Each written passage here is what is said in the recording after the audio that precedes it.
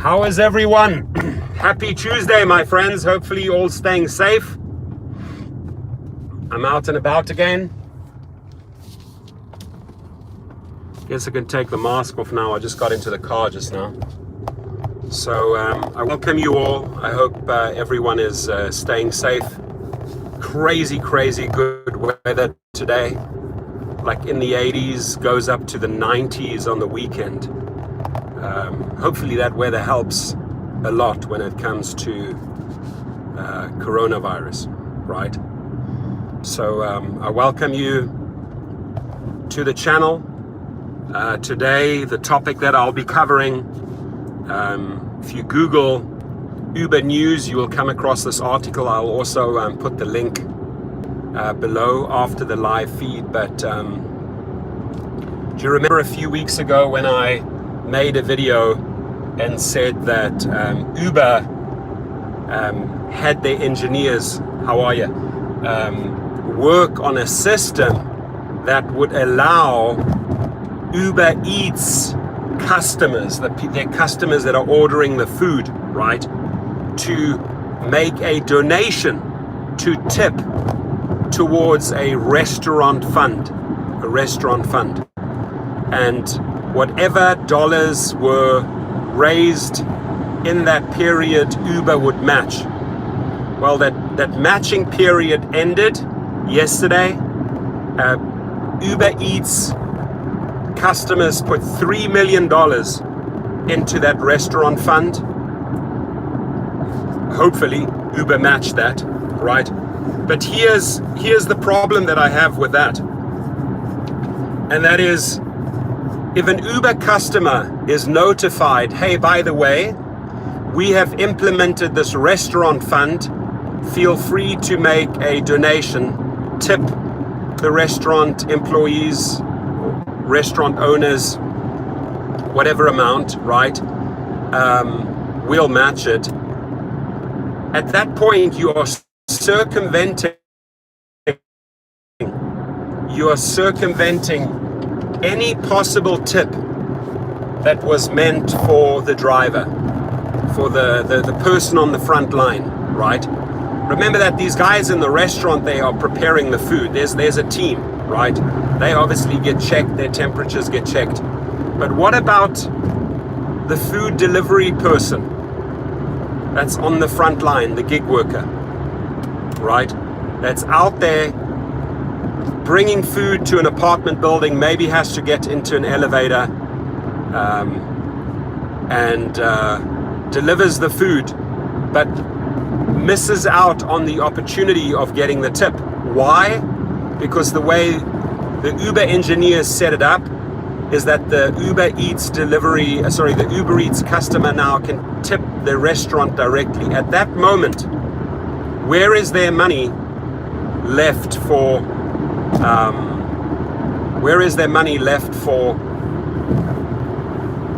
the delivery person? Yeah, Garcia, yeah, it's really bothersome, it really is. Whereas, they don't care a damn. I mean, it makes no sense at all. I just think it's a big slap in the face. Uber Eats delivery people should strike because of this, or turn to social media, turn to Twitter, and really hammer Uber Eats hard. And the main guy that's in charge of this, obviously, Pierre Dimitri Gore at Uber. This guy was formally arrested in 2015. What was he thinking here? I mean, I'm happy. Don't get me wrong. I'm happy for the restaurant staff that they get that money, but that money was intended for the delivery person. That when you're setting something up like that, you are circumventing, right? You are circumventing the person on the front line, namely the driver. The other problem is with Uber and Lyft making rides so cheap and giving such poor treatment towards these drivers and food delivery people, right? There's just like no interest to even jump back and get into the driver position anymore. right? So right now, when you really need those people on the front line, right? Let's say bringing people to work, people don't want to work. And why do people don't want to work? It's because of the way that Uber has treated them, right? It's all the ways that Uber has found to take money out of that delivery person's pocket.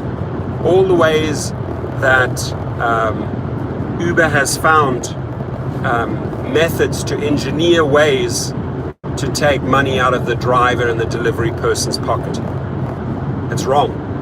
And not taking care of people during the pandemic, not having the workers' compensation, the sick leave and all of that in place, people just don't want to go back and work for these companies, right?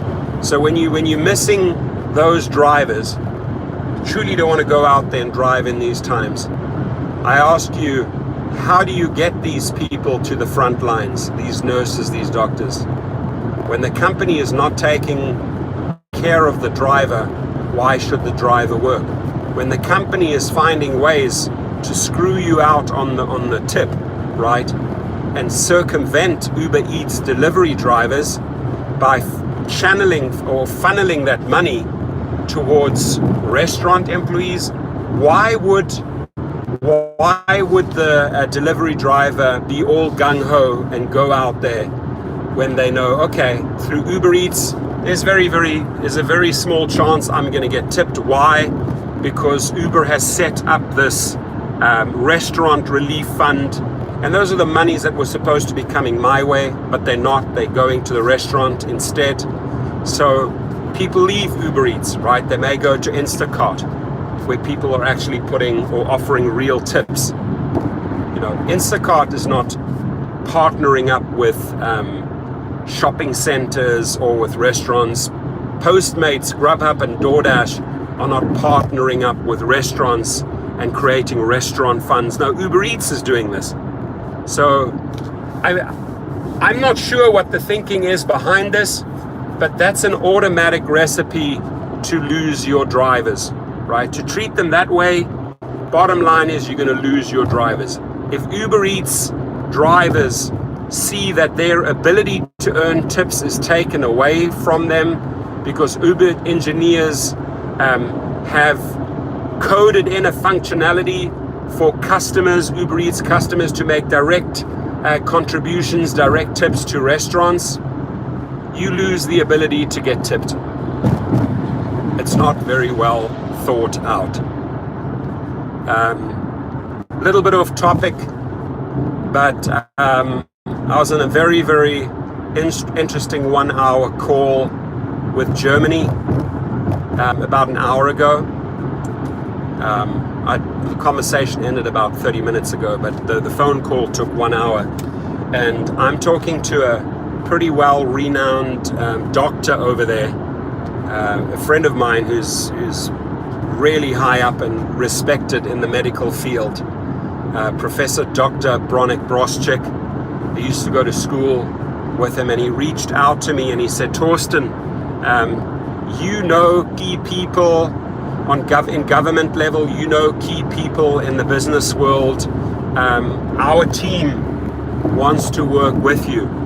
And they were going over this proposal with me, wanting to make me their agent in the United States. And it was a fascinating model.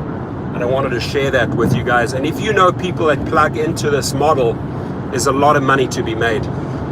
So they are working with a lab in Germany that has a 98% accuracy testing of the COVID-19 and 98% accuracy when it comes to detecting antibodies, meaning, is the person coronavirus free, right? So they work with this institution, and this institution is doing the testing for most of the German citizens for the government in Germany. So very well known and reputable company. Then my friend, I call him Bronek. Don't call him Professor Dr. Bronek Broschik. I call him Bronek because we're on a one-on-one level. We've known each other since the age of 6 years old. He is brought in as a consultant. He's working with a company called WebID. They are able to verify your identity worldwide, whether you're in Germany, United States, France, doesn't matter. They can quickly verify your identity, right? Yes, this person is so-and-so. And he also works and consults for a French group, a technology company that supplies data, testing data to all hospitals worldwide. So he has the software that basically says, okay, we've run the test on an individual, they're coronavirus free, right? They have antibodies in their body, they're good to go. They could return to the workplace. Listen to this, right? Fascinating how this circle closes. He works with the consortium in France that actually supplies the data to the hospitals. They have an app, a phone app, which you as an individual, to get verified that you're coronavirus free, you actually have to do a teleconference live as an individual, where you get tested live and you get green lighted live, which testify, okay, you're COVID-19 free, you have antibodies in your body, you're good to go. So now the various key players, there's about 3 or 4 components right there. They can now turn to casinos, NBA, commission, football, any large crowds, and say, okay, nightclubs, for example, nightclubs in Vegas, for example, right? And they can say, this person has been verified, and they can show on their phone, let's say at the entrance of the nightclub, at the entrance of the casino, at the airport, that they are COVID free and have antibodies in their body. They can show the actual test, all been verified by world bodies, right? On a government to on a state to state level, the governors would have to green light this, which would then allow, let's say, an employee to go to the employer and say, hey, I'm fully verified, here it is, here's all the data on my phone, I can return to work, I'm COVID free. So he put the whole company together, he put the app, they wrote the technology, they got the French tech company on board, they got WebID on board, and I'm basically pitching that to a couple of senators right now in Texas and California. That's what I'm doing.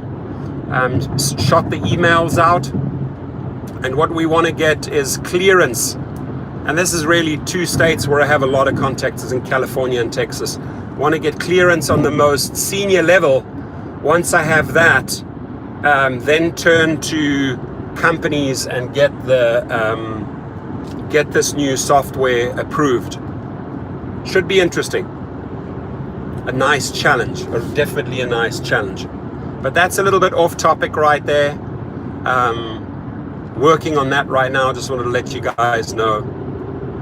But what really triggered me this morning was the article about Uber Eats customers putting $3 million into this restaurant fund, and I believe Uber matched it with $2 or $3 million, right? That's just plain wrong, ladies and gentlemen. So who do we have in the house right now? I'm driving. Again, I'm going to go down to Orange County. Got a few things that I have to pick up. Hope you guys are staying safe or staying busy doing food deliveries. Whatever you're doing, I hope you're making money and staying safe. I hope that your stimulus checks have arrived.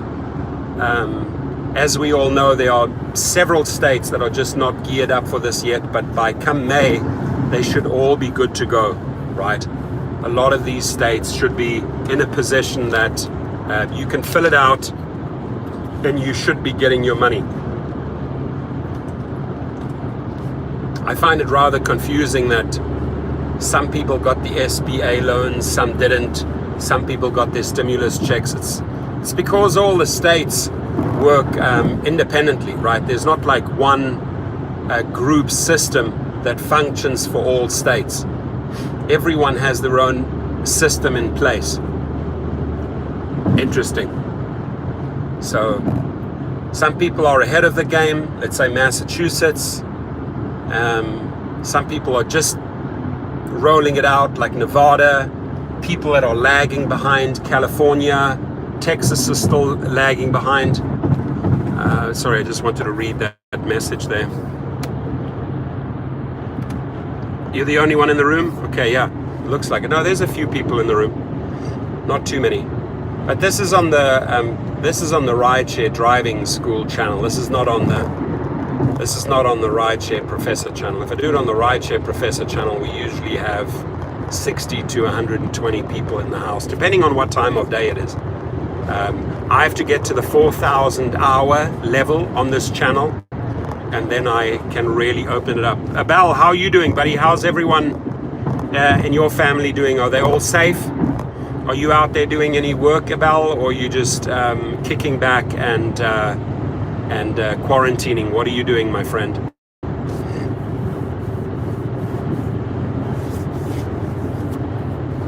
I'm gonna try and find, there is a gas station in Long Beach which apparently has the cheapest gas prices. I'll take a picture for you guys and let you know what prices we have here. But some of my other friends around the country and the channel have reported paying 75 cents per gallon. Wow. Oh, I'm about thank you for the hour contribution, and thank you for the 24-hour live challenge, because I picked up a lot of hours there, right? Definitely picked up a lot of watched hours there. But I'm on about the halfway mark. I'm 2,000 something out of the 4,000 in this new channel. And the moment I hit 4,000, like I said, the channel is going to be called Spot Above. I'm going to be opening it up to business, marketing, showing you how to form small little companies, how to market them. A lot of things you can do.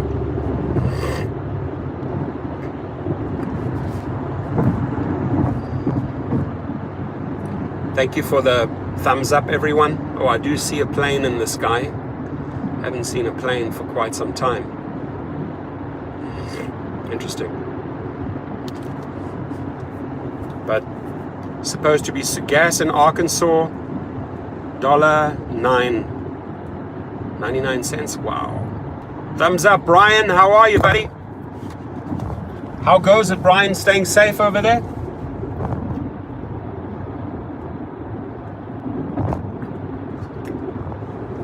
Staying safe, good. Family is safe, says Abel. Kicking back, good. Definitely, yeah, people are itching to go back to work. Itching, I know. It's very, very tempting, right? But I think, whatever state, whatever city you're in, obviously you have some news sources. Obviously, you're tapping into daily news, you're getting updates. And you can sort of like vibe it out, right? In your city. Where are you currently? Are numbers coming down? Is it getting worse? But people really don't have definite dates yet. And yes, this word stir crazy or restless, losing my mind at home, I've heard that a lot. I've heard that a lot from people. As you can see, blue skies. Buffalo, New York. How's New York holding up? Numbers are still going up. Damn, that hurts. That bites. The reason why the numbers are going up is because the majority, I would say 95% are working together, and then you have 5% deniers. You have the people that like, oh, this doesn't exist, this is stupid, I'm going to go out and strike and protest. Wow. Why can't you all be smart, and why can't everyone work together? Shouldn't be that difficult, right? I mean, look, waiting to apply for PUI, says Love and Light, good. For over an hour, I got a request for Uber Eats. Really? Yeah, 28th is the magic number, 28th of April, just around the corner. That's the magic number for California. That is when they are, obviously, those websites are going to be barred, that website. So you can imagine on April the 28th how many people are trying to fill out that form. Does it mean that the new website is, sorry, going through a real bad patch here? Probably.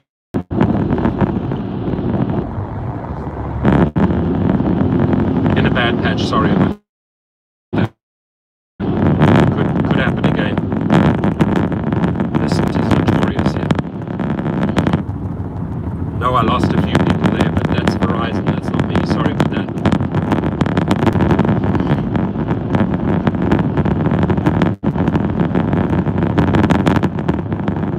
Back again.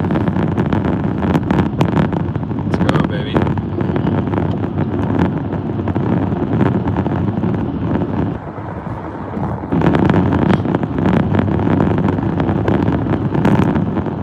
I'm at the 405 and Getty Center right now. Anybody knows that?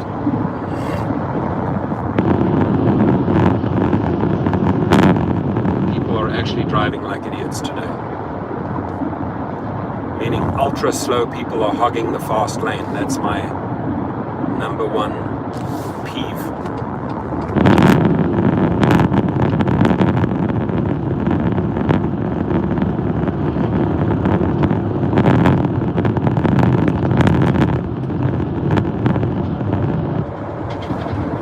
Is there anyone that's like on multiple food delivery platforms, at least 2 or 3, where you can say, hey, I'm on 2 or 3 platforms, these are the platforms.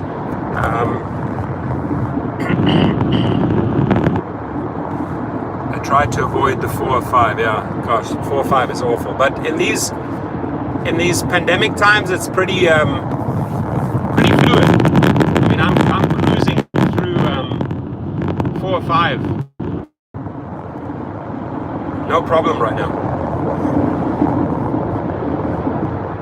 I mean, it's almost middle of the day. 11:30 is a good time to be on the 4 or 5.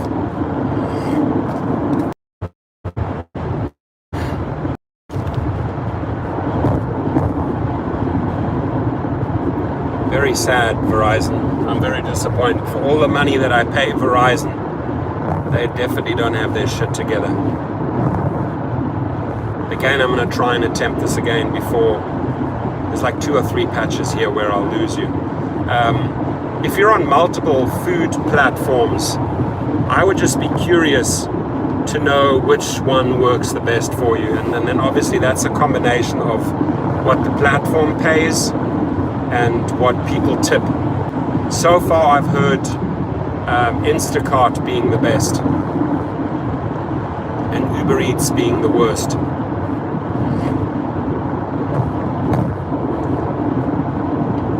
Four, 5 and Sunset Boulevard right now.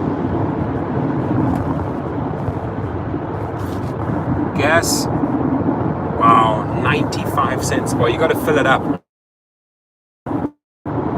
Should actually, this guy's racing past me. Motorbike. He's got his helmet down and he is screaming through the traffic.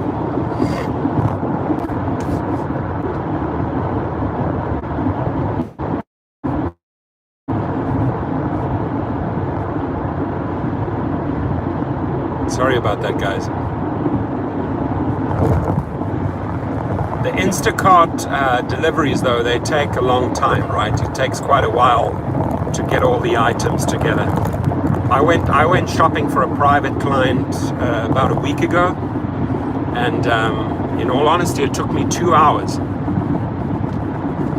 2 hours, right? So it takes me, say, 10 minutes to get there, 2 hours of shopping. This was late at night, right? 10 o'clock at night. And then another 20 minutes to get to the client after I'm done. You know, I got to tell the client, look, you know, it took me a total of 2 hours and 30 minutes. That's why you're paying so much money. That's why you're paying me so much money. Because you're paying for 2.5 hours of my time. Food deliveries, it's much easier. You're picking up, boom, delivering, next. Picking up, delivering, boom, next, right? So you can fit in multiple deliveries per day. But Instacart is a whole, and I'm not doing Instacart. I'm promoting, I'm signing up a lot of people on Instacart. That's the beauty. If you've built out a big channel, you sign up a lot of people, you get a lot of referrals. I'm sure Dustin also gets a ton of referrals, and you make good.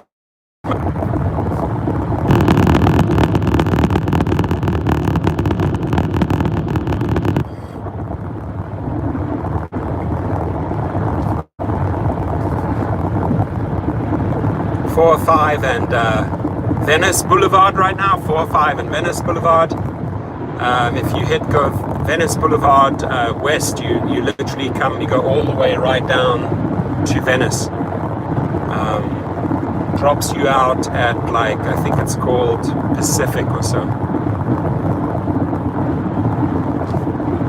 Welcome, somebody just walked into the room. Hope you're staying safe, my friend. Just appreciate you guys keeping me company while I drive and helping me clock up some hours for the rideshare driving channel, which will be called Spot Above very soon. You guys rock. Instacart takes a lot of time, exactly.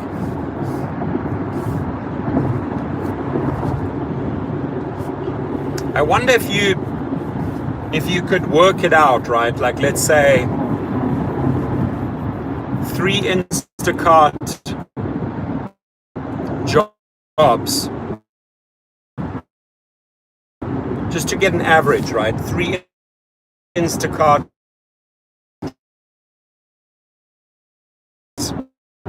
pays less than Uber. Good to know.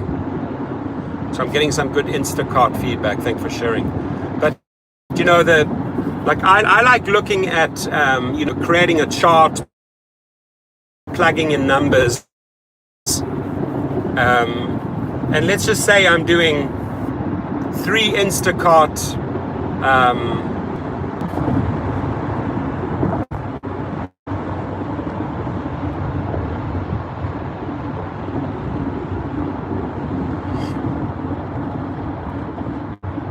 Has anyone had success with DoorDash?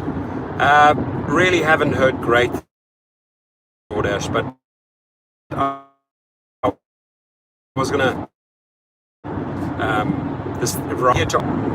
very sorry about that. But let me try again. You do 3 Instacart deliveries, 1 long one medium one short one. You get, let's say, an average. How long would it take to do 3 different Instacart projects, right? Then, if you'd work out an average, what can I earn on those 3 Instacart rounds, deliveries? From Instacart plus tips, etc. on average. Now you get a number. Let's just say you're putting 4 hours of work in there. You've earned X amount of dollars. And you put that into a chart and you compare it with Postmates. Okay, 4.5 hours, 56. Wow. 4.5 hours, 56. Is that including tips, my friend? Is that including tips? I mean, you're barely making like $12 an hour there, right? Thanks for that feedback, Alan. That's really, really good stuff. So after the feed, I always look at that. I like to go and crunch the numbers, because your feedback sort of helps me prepare for the next feed. So if somebody asks me that question, I can go back and say, well, based on what Alan said, it's this, this, and this. But I would just be interested to know if you did 4.5 hours, let's say on Instacart, you're comparing that to Postmates, you're comparing that to DoorDash, you're comparing that to Grubhub, you're comparing that to Uber Eats. I mean, does it make sense, right, to be on Instacart versus Postmates? Or is it better to be on Postmates versus Uber Eats? Some company in there, I'm sure they're all modeling and trying to keep like the prices conform with each other and not undercutting each other, not destroying their own market. So anyone in that food delivery or grocery delivery business is obviously pretty much the same as the opposition. I mean, let's say you were to order groceries through Amazon, right? Amazon grocery deliveries. Does that compare with Instacart grocery delivers? I think another factor one has to really look at, I like Postmates during the pandemic. No, it's easy to get around. Very true, very true. Wicked hustle guy, that makes perfect sense, right? Get in and out, boom, boom, boom. But you try that out of the pandemic, probably horrible. Stuck on the 4 or 5. Can you imagine you're delivering food 5-6 p.m. in the afternoon, and you in the middle of the west side? It's a disaster. Right now you can zip around easily, and I'm talking LA here, right?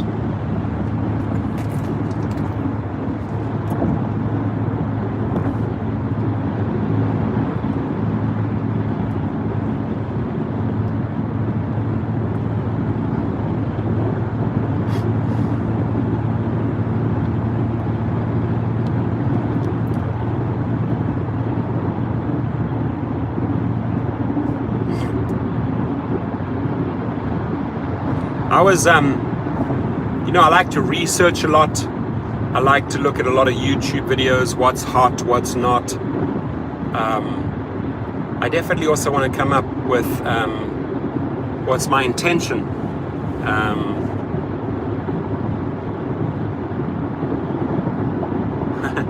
Thanks for sharing, Wicked Hustle Guy.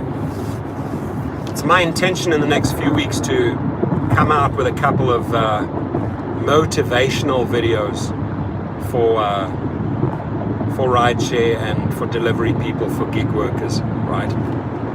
Just videos that we can watch daily and that just motivate us. Because it's tough, man. I mean, I remember when I was putting in the crazy hours way back years ago on SUV and XL with Uber, driving honestly 90% Uber XL SUV and then 10% Lyft, just to really get to know the whole business. And I got sucked in, man. I was doing big hours. I was doing like 12 hours sometimes. I was enjoying it. But then there were days where I was tired, and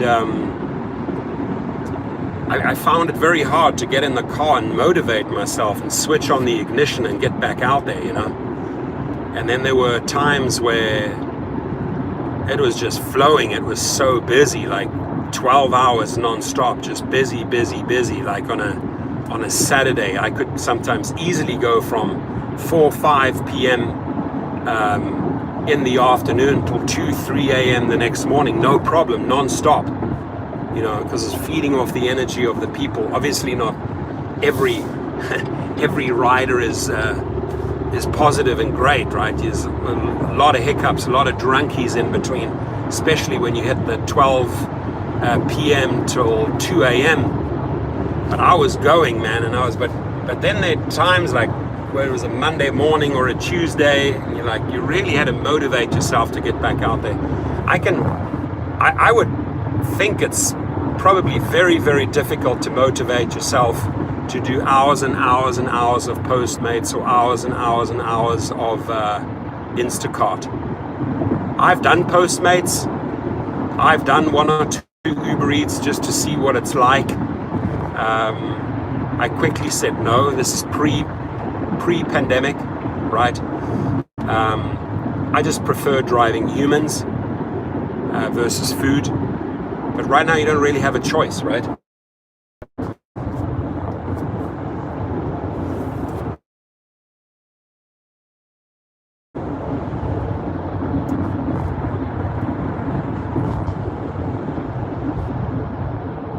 Back again.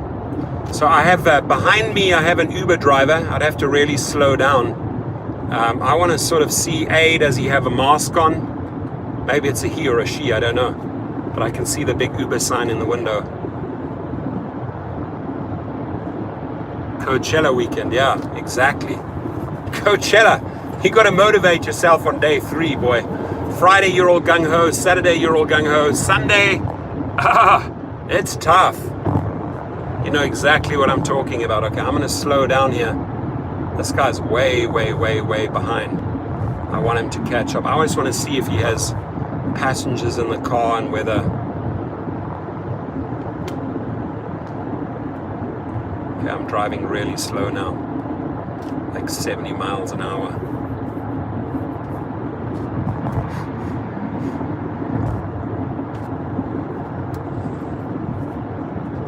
This guy, let's see this Uber driver. Okay, so firstly, yes. Okay, we have an Uber driver with his mask on. Okay, this is a good scenario here. We have an Uber driver on our left, you'll see.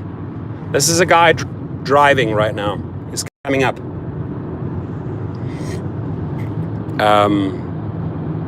Here he is on my left.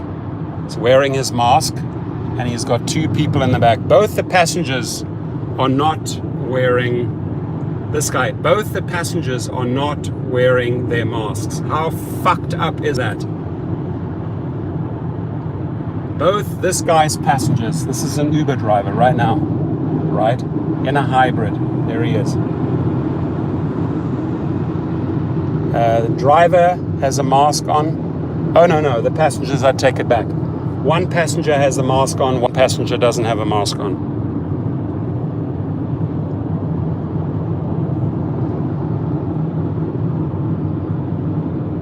Wow. So here you have an actual rider ahead of us.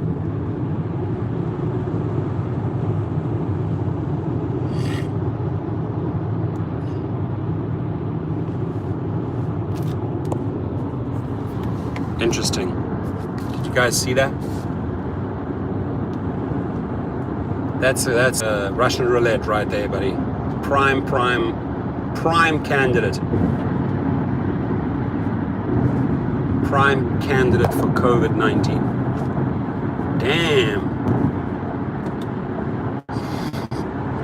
To actually, in April, peak pandemic, to see a driver on the road with riders. At least the guy in the back was wearing a mask. It didn't look like the other person was wearing a mask.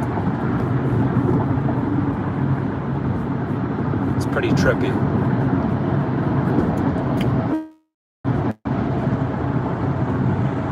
Did you guys see that?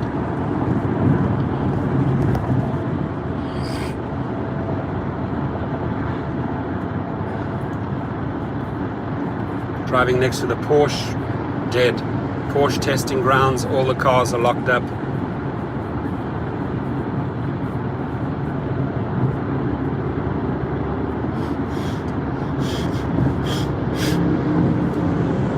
There's the police. 3.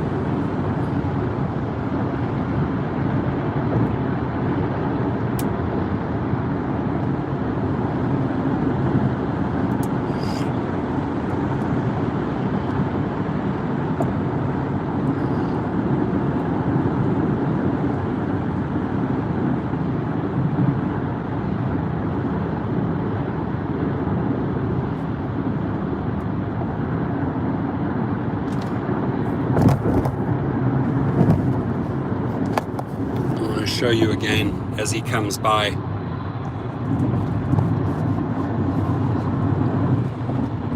Let him come up close to my car.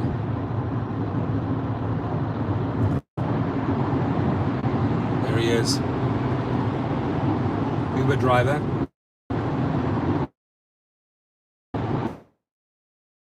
Passengers in the back. You see him? Like, why is this guy circling around my car and filming me? I'm going to show you, hey, there's actual drivers out there. There he is, Uber driver, driving his clients wherever, maybe to the airport. Damn, dude. Brave.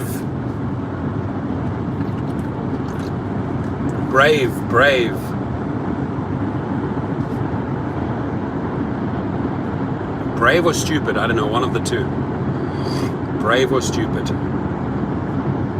There's no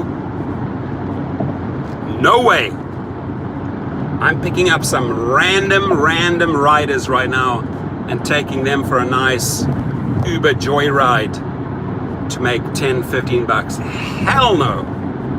Hell no.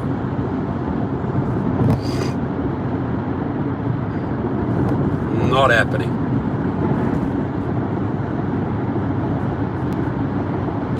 How are we doing, guys?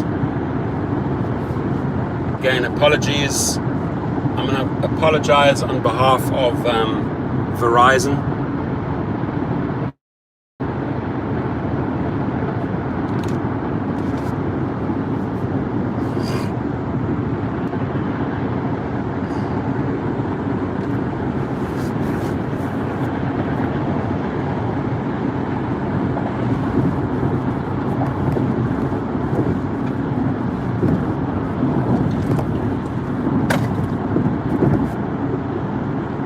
I'm by 4, 5, and 710 right now.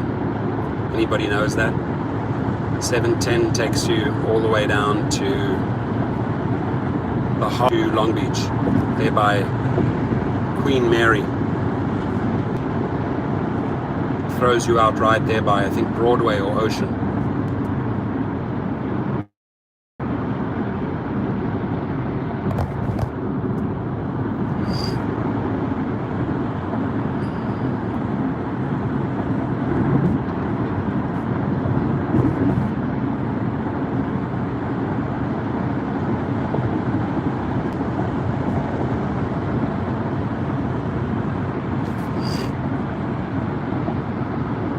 Another visitor in the house. Welcome. Hope you're safe.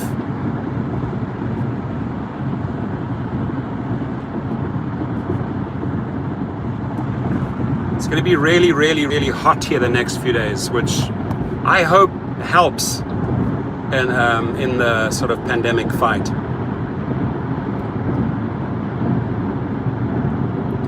I hope that extreme heat does actually make a difference. Surely 85, 90 degrees outside, let's say this weekend, must help slow it down, or not? Okay, are we going now? Are we going, guys? Are we going? Jeez, like, ay caramba.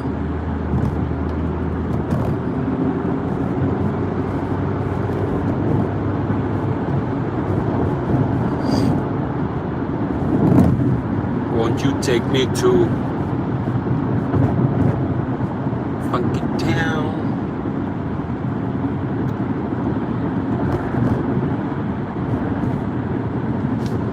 Putting my mask on fairly shortly. Definitely have to get myself some lunch. Super hungry.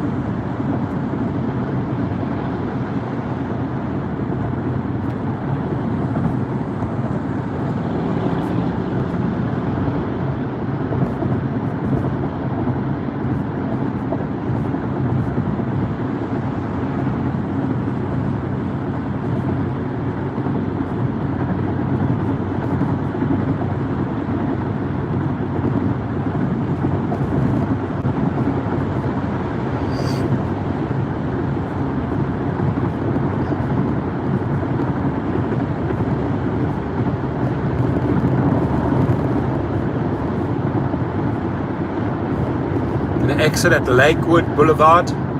Right here, I'm right by Long Beach Airport right now. You can actually see the planes lined up. Doesn't look like anybody's flying.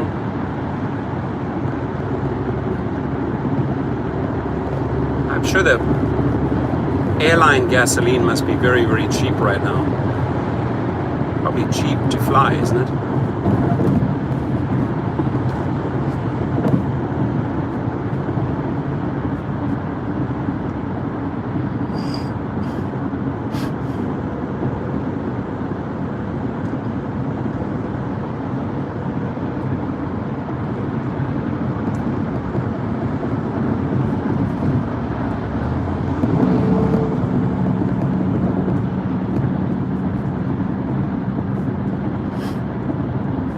Taking Lakewood Boulevard south.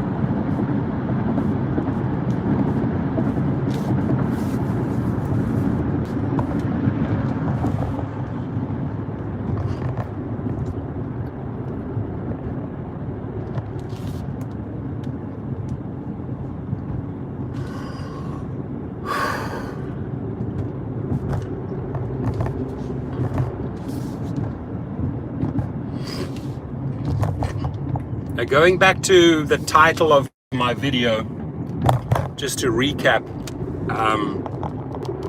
you know, Uber Eats pushes out this press release, all proud that they raised 3 million from their Uber Eats customers for, guess for whom they raised the money? For the restaurant staff, right? So a few weeks back, the Uber Eats engineers set up a gateway for Uber Eats customers to tip, to make tips to the restaurant industry. Who knows how much of that gets swallowed up as administration fees, for example, right? How much does Uber take out of that, right? So they raised $3 million. But my point is, and I've been saying this all along, again and again and again, and I'm going to put it out there. Yeah, exactly. Probably 30% of that. You're right. Right, Romeo? Maybe more, right? Maybe they take 50%. Who knows? They don't declare those numbers, right? They don't. But what blows my mind is, right, that you're setting up a system that bypasses the tips that are intended for the driver, for your company driver who's making you the money, the actual person doing the delivery. Makes 0 sense to me. Why are you programming this in so that you can trim, take your cut, administration fee? Is that why you did it? Did you set this up as another way to trim some fat off, those contributions? Look, it's easy. If you have a fund, right, it's very easy here. Let me tell you, ladies and gentlemen, this is how devious they are. I'm going to tell you, I have operated non-profits and that, and you assign yourself administration fees and that, right? You have to stay sort of with the normal fees. Some funds, some non-profits, I bet you anything, because they set themselves up, they set up this restaurant fund, they're entitled to take out salaries, deductions, and all of that, administration fees, right? So they set this up so that they could trim out of that. They could trim, that's my thinking, my opinion. They could trim the fat off that. Hey, so we encourage our customers to make a donation to the restaurant. At that moment already, you're bypassing the possibility of the driver getting a tip. Because if the guy is going to put $10 into a restaurant fund as a tip, he's not going to put another $10 in for the driver. Let's be real. You've missed that opportunity on that on that tip. That's the first problem. The second problem, which to me sounds extremely corrupt, you're setting up a fund, right? Uber's managing this fund, right? There's administration fees. You're collecting from all of these. You're collecting from all of these customers, right? You're pooling money in there.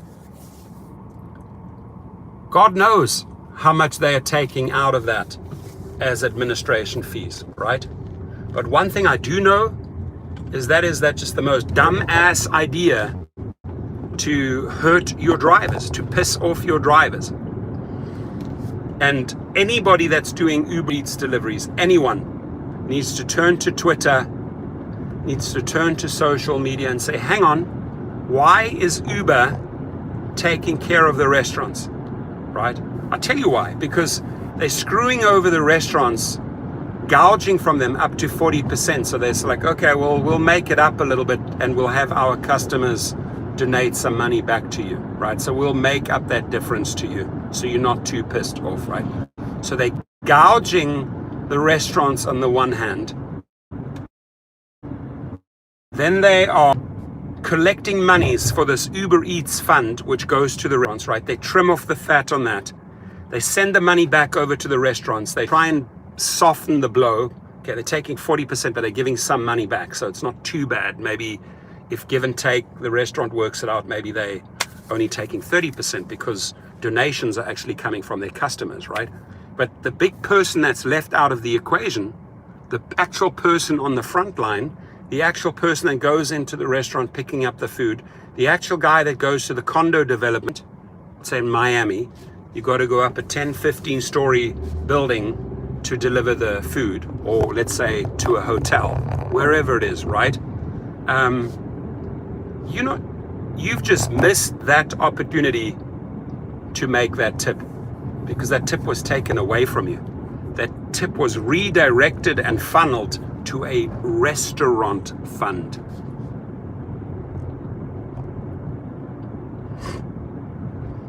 That's insane. That is insane, my friends. It's basic creative accounting, right? Creative fraudulence, if you ask me. Completely wrong. I do not like that.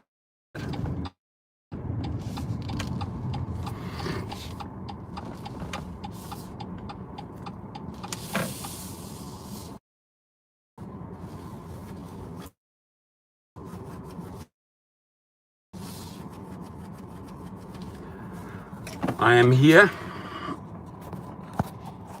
Okay. I really need to get this. And before I wanted to sell the car, something went wrong with the gas tank. So I'm not going to hand the car to the buyer where there's an issue. So I'm told the buyer, hey, by the way, I have to fix an issue first. I'm not handing you the car in this state, right? Because he's just going to call me up and say, what the fuck? But thank you for listening in. Thank you for joining me for an hour. Unfortunately, I can't do live streams, or I could, but they're running music, so I would get a copyright strike if I would take the camera footage outside and record inside the mechanic shop. I might do that and just ask me if I could just switch off the music first. Anyway, guys, thank you for sticking in there. I really appreciate you guys. A lot of good content still coming. In fact, I'm going to be diving